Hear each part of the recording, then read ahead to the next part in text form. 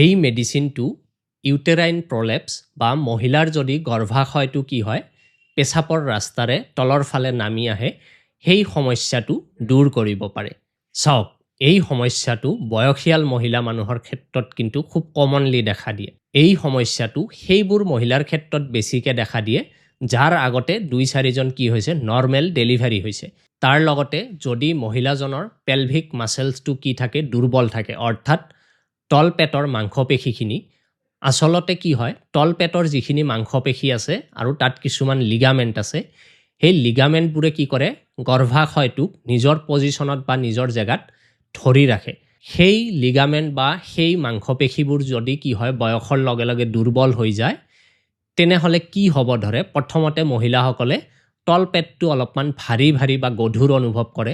কেইমাহমান যোৱাৰ পিছত কি হয় তেওঁলোকৰ পেচাবৰ ৰাস্তাৰে অলপমান মাংসৰ টুকুৰা তলৰ ফালে নামি অহা যেন অনুভৱ কৰে।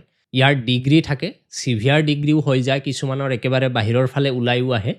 কিন্তু যদি আপোনালোকৰ এনেকুৱা অনুভৱ হৈছে যে তলপেটটো কি হৈছে গধুৰ গধুৰ লাগিছে, আপোনালোকৰ যদি আগতে নৰ্মেল ডেলিভাৰী হৈছে বা আপোনালোকে যদি পেচাবৰ ৰাস্তাৰে অলপমান মাংসৰ টুকুৰা তলৰ ফালে নামি অহা যেন অনুভৱ কৰিছে, ইমিডিয়েটলি গৈ আপোনালোকে এজন গাইনী ডক্টৰ কনচাল্ট কৰিব, এখন আল্ট্ৰাছাউণ্ড কৰিব।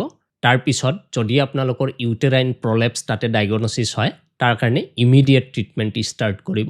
কিন্তু যদি আপোনালোকৰ অলৰেডি ডায়েগনচিছ হৈছে, ইয়াৰ কাৰণে গাইনী ডক্টৰৰ তাত ট্ৰিটমেণ্ট কৰিছে, কিন্তু তাৰ পিছতো যদি সমস্যাটো দূৰ হোৱা নাই, তেনেহ'লে চেপিয়া 200 নামৰ এই হোমিঅ'পেথিক মেডিচিনটো আপোনালোকে এবাৰ ব্যৱহাৰ কৰি চাব।